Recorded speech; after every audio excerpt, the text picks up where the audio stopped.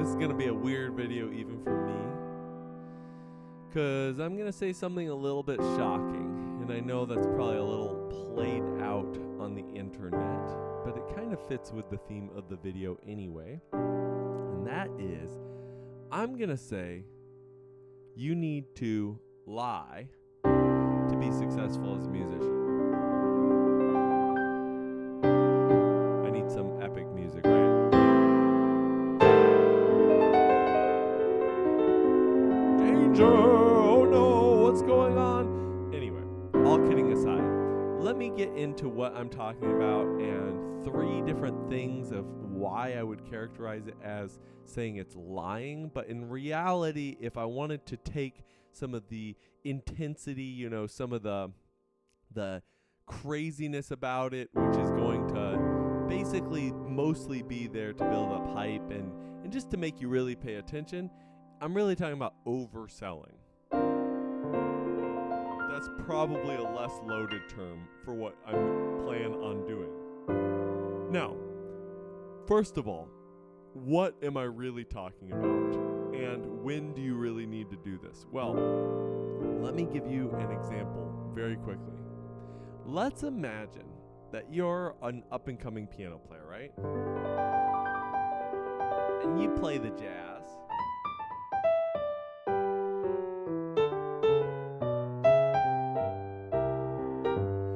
And somebody asks you, can you play stride?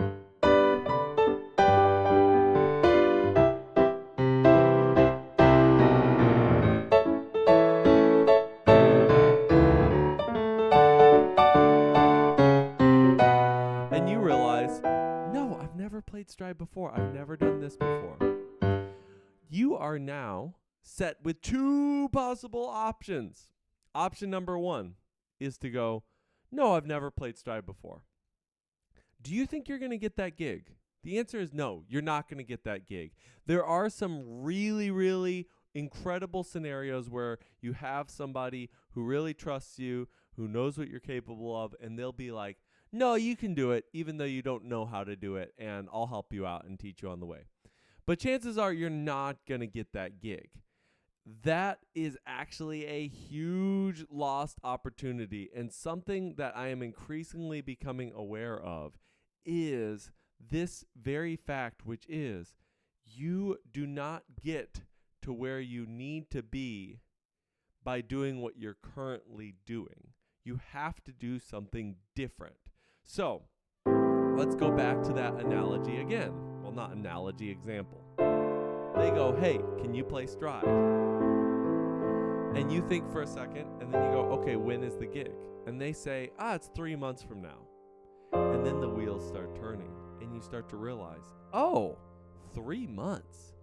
I can figure out how to play stride in 3 months. Am I going to be the world's best stride player in 3 months? Is my hand even big enough to do tenths? Maybe not. But that's not actually that important. Once you know that it's possible, you got 3 months to learn stride, then you go, yeah, I can play stride. Can you actually play stride? No. What did you just do? That's called lying. But it's almost temporary lying. Think about it. Because you're gonna be able to play stride by the time the gig rolls around, or at least a valiant effort. So this is what I'm talking about, and let me break it down into 3 scenarios that I think are still basically lying, but are really a good idea to maybe just fib a little bit in your career. And then a couple scenarios where, yeah, you probably should not do this, even if you feel compelled to. All right, so the first one we just talked about, which is future skills that you don't currently have. This one, over-promise and lie like crazy. Let's say you get a gig. Well, let's say you're getting asked to do a gig, and it's like, oh, can you play Montunos? If the gig is tomorrow and you really have no idea how to do Montunos, you might need to say no. But if the gig is even in a month what can you do? You can learn. There are so many tools available now. You just go, oh yeah, I know Montunos. And then maybe shut your mouth because maybe you don't even know what they are. So maybe you need to Google real quick. You Google it up. You're like, oh, Montunos, the style of piano playing related to Latin. Yeah, I know exactly what that is. Let's say you're playing a country gig. I just got actually asked this. They were like, hey, how well do you know country? And I'm like, I know country really well. And the truth is, at this point in my career, I've played a few country songs. Do I know the whole country catalog? No, but it would take me about a day to know all the songs that they know. And here's the reason why. Because I've learned and adapted and worked on learning stuff quickly. And that is really what you want to do if you're going to make it in the music business. You want to get to the point where you can learn stuff quickly and be able to do it. Let's get to more of a stretch, right? So let's say they're like, hey, do you know how to play this song on guitar? And you have not played guitar. Maybe just the tiniest little bit. This is where the wheels need to start turning in your head. And you have to start going like, okay, all right. How can I get this skill? And how big a deal is this? Like, let's say it's just some random song in the middle of a context of a bunch of other things. Well, then maybe it would be fine to go for it, and then you can learn and teach yourself. Like, I used to teach at a School of Rock, and I taught quite a bit of guitar at the School of Rock. And here's the reason why. Am I a guitarist? No, not particularly. I mean, I know my way around guitar, but I only have a little bit of training, nowhere near as much as piano. But can I sit there and be a little bit ahead of my students on guitar and know from my wealth of other music knowledge that I can still be teaching them at a high degree? Absolutely. So that's the thing there. All right, let's continue forward. So this is basically fibbing, overselling, lying about a capability that you currently do not have, but you will by the time the gig happens. Hey, do you know how to do double bass pedal? Sure. Yeah. No, you don't. But will you know it by the time the gig comes around? Absolutely. Now, let's get into topic number 2. Experiences that you don't currently have, you've never had, but someone says that they need for you to do the gig. This is a really, really obvious one that you really have to do in any profession to get ahead. And you have to be very careful, because even though I'm talking a lot, because that's the point of the video, about times when you probably should lead into a little bit of, misdirection just for the getting the ball rolling, and then you build in the actual expertise as you go. You have to be careful, because it's a double-edged sword. If you do it wrong, you can get yourself in a bunch of trouble and really burn some bridges. But let's imagine they're like, have you ever played in a big band? This is less about a skill that you know and more about experience that you've had. Maybe you've been sitting at home and playing along with a lot of, different recordings of Duke Ellington and all these different amazing big bands.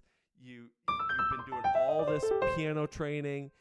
You might be totally ready to play with a big band, but have you ever actually played with a big band? The answer might be no. Now, this is where you have to gauge where you're at. Complete stranger, you might go, sure, I've done it. And you can be vague enough that you don't really get into details. And then if they corner you on it, you're like, you know what? Here's the thing. I played in some jazz combos. I played in big jazz combos, like 10, 12 people, but I've never actually officially played in a big band. You might have to get to that level of detail, and they should probably understand. But if you can just be like, yeah, I'm good. I love that phrase, by the way. I'm good. Because you're not even lying at that point. You're just saying that for what you're asking me to do, I am good to do it. Yes, I am also completely ignoring the question that you actually asked me. So this is about experiences and experience that you have, but maybe it's not exactly what they're describing. Have you played a wedding before? Yeah, I played events before. Do you see what I just did there? I didn't answer that question. I may never have played a wedding before, but I may have played like 100 church services. A wedding is effectively a church service. You probably can play a wedding if you know how to play a church service. So we have times to misdirect, to lie, to use that word, to oversell when you don't have the actual capability yet, but you will by the time the gig happens. When you don't have the experience yet, but you know what you're supposed to expect and what you're needing to do to get there. Let's talk about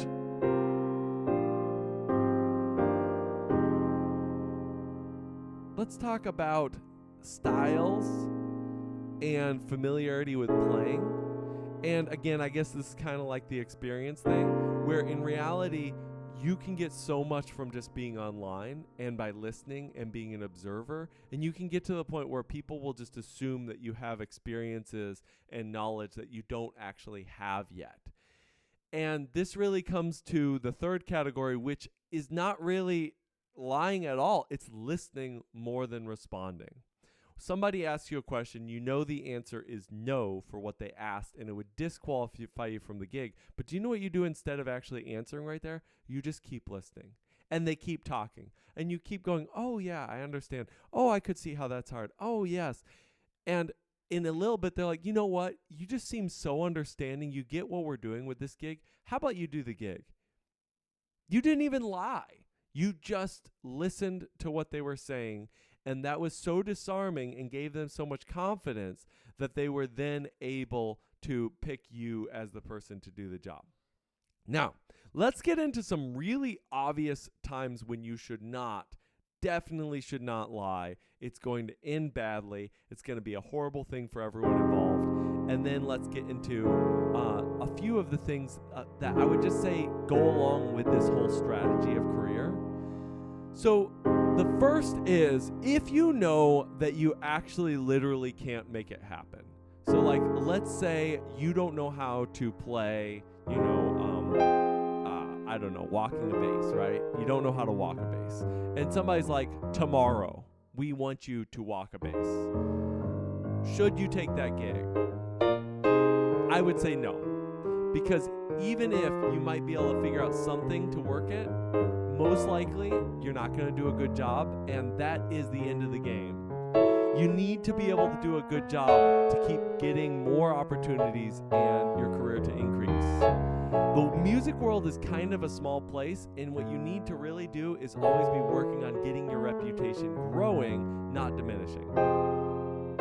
A good example of this is I had a mentor who writes a lot of orchestra music, and he got asked to do something, and again, he was one of my teachers. He taught me the strategy of just saying yes to everything, even if you don't feel fully capable of doing it. And so he had said yes to this orchestra job, and it ended up involving writing a harp part. He actually did not know how to write a harp part. And in retrospect, he told me that was one of the ones I probably should have said no to, because I ended up writing a harp part that did not work, because harp is kind of a strange instrument, and ended up having some weird issues. An example from my life, I was new to college, and somebody asked me to sub for them for a musical, and they literally gave me the music. So they asked me a week ahead of time, then they gave me the music the day of the show. 300-pound score, handed straight to me. Good luck at like 2 p.m. when the show starts at 6. I screwed it up so bad. Now, granted, I'm kind of happy with it because I never really wanted to get into theater anyway, so that kind of worked to sort of just burn that bridge and be done, but it was not worth it. It was a horrible experience. I should have just said, no, I can't do that. I really can't do that. But I was getting pushed a lot. The guy was like, oh, you'll be fine. And I'm like, are you sure? He's like, yeah, you'll be fine.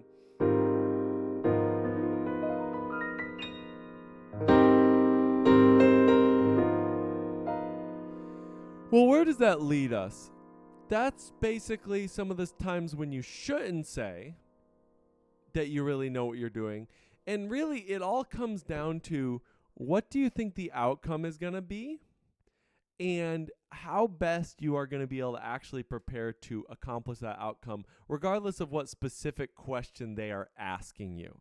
And so, again, I'm not talking about lying for lying's sake. You know, if you did not go to school for music and you're like, yeah, I went to school for music. Well, why? Why are you doing that? Like, you could just be like, hey, I know what I'm doing. I got you. My job, like, I'm amazing at what I do. Going to school for music that teaches you some other things, I have this. That would be perfectly fine. Now, on the other hand, the job may say you need a master's degree. You only got an undergraduate, but you know you could kill the job. You might walk in there, and you might not even mention the schooling. And you just go, hey, you need to do this thing, this thing, this thing, this thing, and we will be crushing it. And they go, oh, yeah, that's great. You're hired. And then later on, they're like, what level of education do you got? And you're like, bachelor's. That's what I'm talking about. That is really the crux of the matter. Now, let's talk about some specific things to keep in mind. The first, and actually probably the most important, is you don't know what you don't know. This is why it might be a little bit tricky earlier on in your career until you get a little bit more comfortable with understanding there are gaps in your knowledge. There really are. So, what do I mean by you don't know what you don't know? They might say, hey, can you do Montunos, like I mentioned earlier? And you might not know that there are salsa, there's cumbia, there's, merengue. There are all these different styles. There's samba. They're all very, very different. Well, how can you get to that knowledge? You can use the internet, but guess what? The internet's not even going to tell you. Now, with tools like LLMs, it's starting to get better because you can ask a more vague question and actually get a better answer that you can do something with. If you asked, for example, what's a montuno into the internet, it'd give you a very straightforward answer that wouldn't answer like, hey, you might actually need to play other styles other than montuno here. But if you ask ChatGPT what a montuno is, it might give you a bunch of crap, which is another thing, but it would also maybe break down different styles and give you a more general answer so you can go from there. Regardless, the tools are really good on the internet, but nothing beats a mentor, someone you know who knows this stuff already. If you have that person, they will help you. And by the way, they will also tell you when you should oversell. They would be able to look at you and be like, you know what? You could learn to do that in 2 months, so go ahead and just say you can. I have a good buddy of mine, and he's not the greatest sight reader, and sometimes I have to just push him and be like, hey, you can take that gig. And he's like, but I don't really know how to read very well. And I'm like, you can take the gig. So that is one of the huge ones. You don't know what you don't know. The other is you need to also understand how much time you have available to learn this new skill. If you say, yeah, I can do double bass at this gig and it's in a week, but you have every day wide open and you can just sit every day and just practice, you're golden. So many times with vocal gigs, that's what I do. I'm not the most wonderful vocalist. I definitely am more comfortable on piano.